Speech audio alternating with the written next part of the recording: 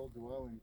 It's really hard to see, but it always has that signature look of different stones.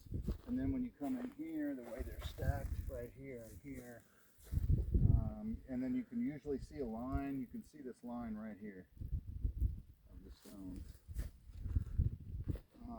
Even coming this way, looking up here.